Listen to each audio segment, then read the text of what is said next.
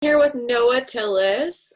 Noah, why don't you introduce yourself to people who may not know you? Give them a little bit of a background of your experience in MMA and Jiu-Jitsu. Okay, my name's Noah Tillis. I'm from Whittier, California. I own Tillis Brazilian Jiu-Jitsu. I've had the gym for about 9 years.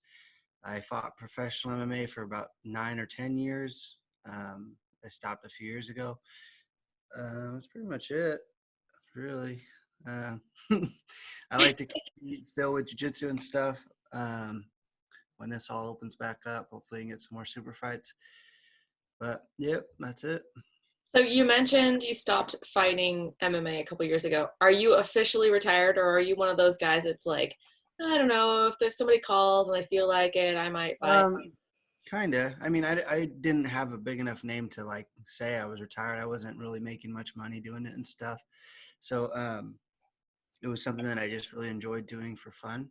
And when I was a kid, um, that's what I thought I was going to be doing. I was going to be UFC light heavyweight champion of the world and beat up Tito Ortiz when I was a kid. That's what I thought. But then I ended up only being like 175 pounds. So that was all out the window. Light heavyweight champion wasn't going to happen. And then you realize how, trying to manage life, have a job. Living in Southern California, you have to make money. You have to be able to do things other than fighting. And so when I turned pro when I was 18, I was still I think I had the skills, the jiu-jitsu skills, but I was fighting a weight class heavier. Sometimes my preparation wasn't there. And, so I was doing jiu-jitsu already for 10 years and stuff. So I think I was ahead of the curve with grappling, but I didn't take it as seriously as I should have right when I turned pro.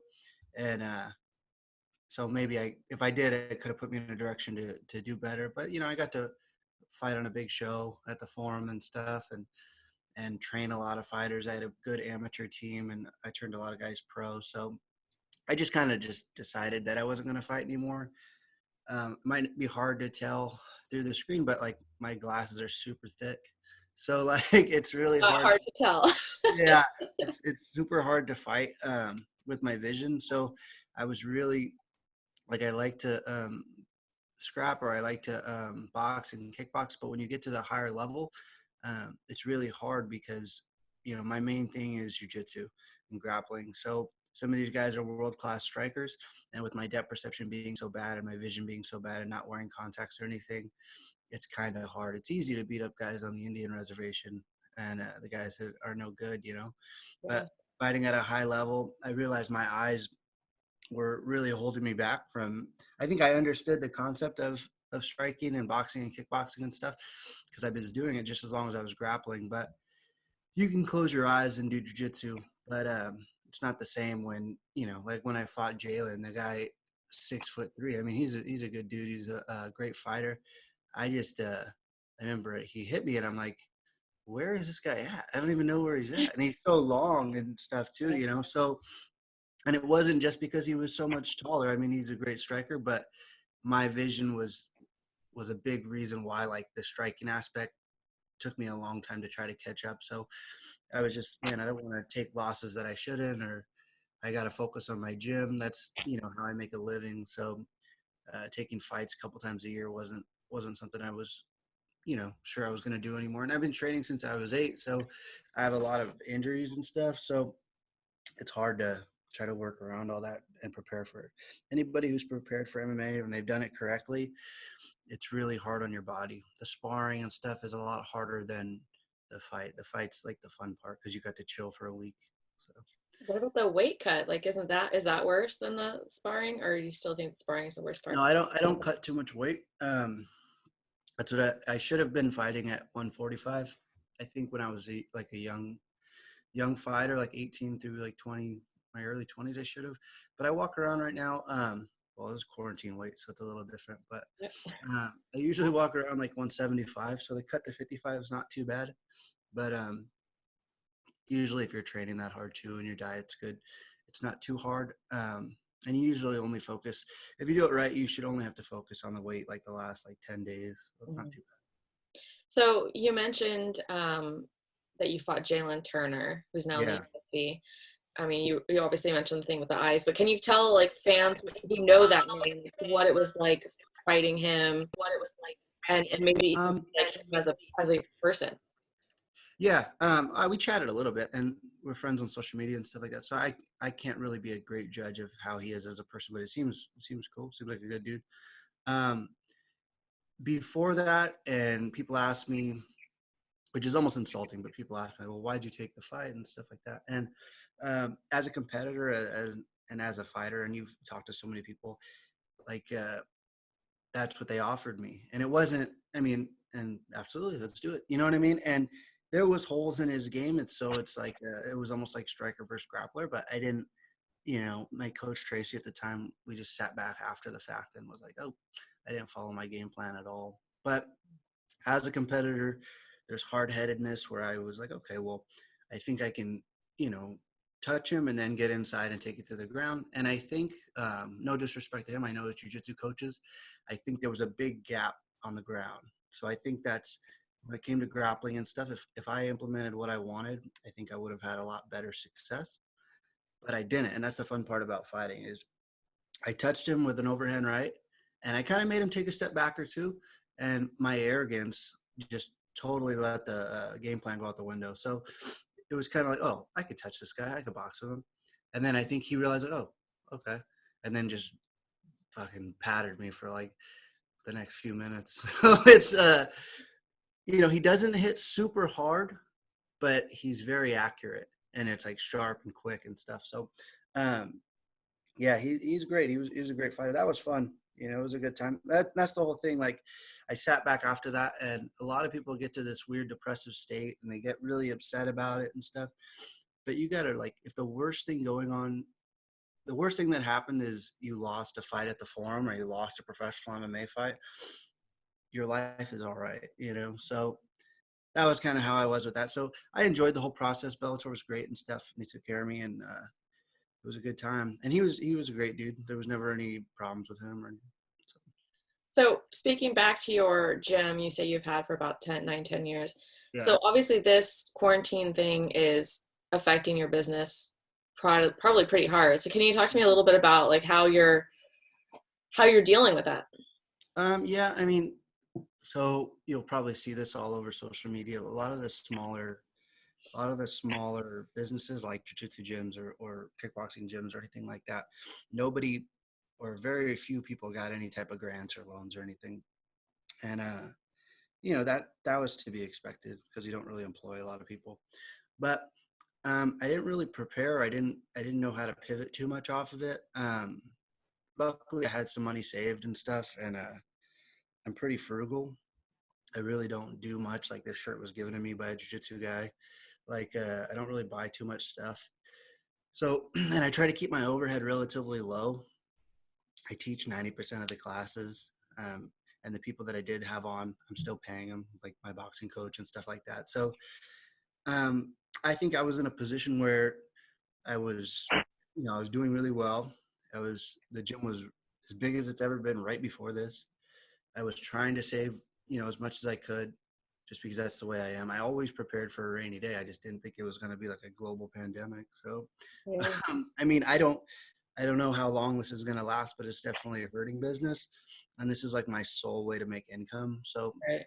you know, I can't sit there and like freak out though, because it's a global issue. But, you know, there's not much more I'm doing. One of the students owns a chemical company where they make like high grade industrial cleaners. So we made the Tillis hand sanitizer. Nice. Oh, I love So the that, name. yeah, so that was a Cool. nice little pivot, stuff like that. That the cool part is that I have like a extreme amount of loyal students, so we're all very close and stuff. And so, you know, we talk. I try to make sure to talk to them or reach out to everybody or do like Zoom classes. And I'll be the first to admit, like, these Zoom classes aren't the same. They're not. It's not what you would be getting when you come into the gym, but it's really all you can do right now. I set up an online portal where I have like 50 or 60 preloaded videos, techniques from basic to advanced that people can study.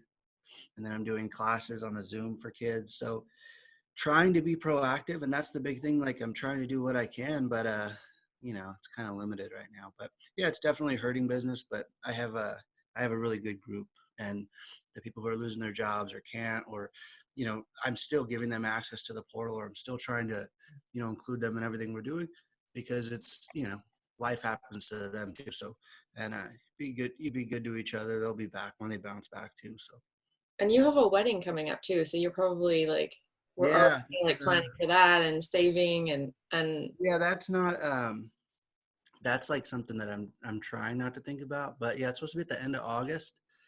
And, so it's pretty up in the air. We'll Mhm. see. It's yeah. So he actually was mentioning that in the first, like right when this started going on, and I'm like, hey, what's really going on in the world right now?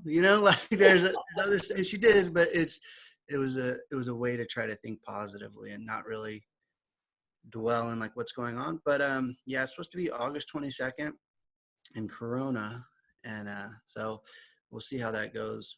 It should open up by that point, but who knows? Yeah. And like that was the thing. Her parents were helping out with that, so the financial burden wasn't on me, because if it was, then there would be no wedding. Like I said, I'm super frugal. I'd buy a keg and go in my dad's backyard or something. So, but Um, yeah, I feel bad because there was some planning and stuff like that, but there's bigger fish to fry right now. yeah. So speaking of, like you said, it's hurting your business. How long do you think, like, well, actually, let me put it this way. Are you nervous that, or are you, or have you talked to other gym owners that are maybe nervous that they might not be able to survive this? Like, Oh it's yeah. a real, I'm not super nervous with it. I mean, I'm just doing what I can. Like, so if I sat there and freaked out or panicked and stuff, I think I'd have a lot harder time. But I am surprised because I'm part of a lot of like marketing groups and gym owner like community kind of things on Facebook and stuff. And I am very surprised with about a month ago when this first started, like we're doing the lockdown stuff. A lot of people were like, if I have to lock down for a month of this, I'm gonna have to close my doors. And these were gyms that have been established for a long time. So I guess just any type of contingency plan or being able to be prepared. I was surprised there wasn't more of that, and it's hard. I mean, you can't expect something like this, and who knows what people are going through, but I'm not too worried, because I don't think it's going to last 6 months or a year. Mhm. I think within the next month or so, we should be back on the map, but I'm not too worried. But I do, in the community, I see people that are freaking out, and I used to have really bad anxiety and stuff. So if I start like freaking out, I'm going to be like dwelling for 16 hours. So I Yeah. try to just bring myself back to reality by it's a global issue. There's really nothing I can do. I can cut costs. I can try to, I got to stop buying meat from the 99-cent store, though. It'll give me an upset stomach, but I can try to, yeah, it sucked. I can try to like do what I can to not spend any money. Like, cause my family's healthy. Everybody's healthy. I don't really know too many people that are. I have a friend's mom that had it and got over it and stuff. So, I mean, I don't really know anybody that is sick with that, at least. So that gives me peace of mind. And then you got to think financially. I don't want to lose my business or anything. So Yeah. trying to do whatever I can. And then on a more like personal level, how are you staying in shape? Are you, since you own the gym, are you still able to go and train there yourself, or are you kind of like avoiding it? Because I hear No, people are getting tickets. Did you yeah, yeah. I want? saw Baby got a ticket. Yeah. Um, so it's like a weird thing. I don't want to go to the gym because my students can't go there. So it sounds kind of silly, but like even when I'm posting videos of doing techniques there for the portal and stuff, I feel bad because they're watching these videos and like, hey, they're not saying it, but like, hey, why does this guy get to go to the gym and stuff? Or why is, and I don't. So I do work out there, but I did bring. Well, it's kind of the same thing, but I brought a lot of my weights home. Yeah. So the weight portion that I have at the gym, I brought a lot of dumbbells and stuff I need here. But I've not been watching what I'm eating, so I'm like 10 pounds overweight. I'm gonna have a hard time making lightweight for a while. Yeah. So did you have anything scheduled that, as far as like a super fight or any, I know your students probably had tournaments. Were you Yeah. participating in IBJJF or any of that? I had some stuff lined up. There was a Submission Hunter Pro. That was supposed to be the end of April that I had a few students on that I was trying to get a match for. So that was like a big jiu-jitsu event that was going to happen locally, and that was going to be cool in Huntington Beach. That was the only thing I really had. I think I was thinking of doing some jiu-jitsu tournaments too, but yeah, that was it. And the jiu-jitsu, see, that's the cool part. Going back to like the MMA, you still have to be prepared and stuff. But I feel for the guys that were preparing for a fight and it just got pulled under them because it's such a different preparation and stuff. So, with the jiu-jitsu, it sucks, but it'll be back, or you don't put as much into it. So I feel bad for the guys. Like I had a couple purple belts where this was going to be like their first super fight on a stage and stuff like that. Yeah. And that got kind of taken away from with all this stuff. So they said they'll reschedule it, but nobody expected this to last as long. So we'll see if they're able to recoup. Yeah. And then what is your thoughts on the UFC and WWE still trying to hold fights? Are you supportive of that? Or are you against Let's try not to get in trouble here. All right. So I that? I didn't even know about it until yesterday. So I was doing some filming and one of the guys told me. But I mean, I think it's fine. I think if there's no crowd and where they need their inspectors, they need the ref, they need the doctor, then the corners and stuff. I mean, it's probably less than 15 people if they can manage that. If they can manage to keep the numbers pretty low. And these are two adults that say, yeah, we'll fight. And then when we get back, we'll quarantine ourselves. Like, there's really nothing wrong with that. I mean, what are you going to do? Things are opening up already. Things that, and I'm not, just from the things you read, like it seems like it's been around for a while. It seems like there's a lot of antibodies and much more people have had it than they thought. So like, I don't know. I think if there's no crowd and they can really minimize the people, that's going to be a big thing for, you know, thousands of people at home, just the mental health to be able to watch a fight. It sounds silly, but for a fact, those of us that are in this community, like going to a fight, they either go corner or fight, or you go watch a fight. So it's kind of like a big thing, like, that's taken away from a lot of people. And that's kind of, people need something to look forward to. So that's something that people look forward to, is going Saturday night, watching the fight, having some White Claws, so. And then final question, who do you have for the main event, Tony or Justin? That one's tough. I think that Gaethje can do it if he eats up that lead leg, but Gaethje gets tired, and Tony doesn't get tired at all. Like, he's too crazy to get tired. He's, he just doesn't even register.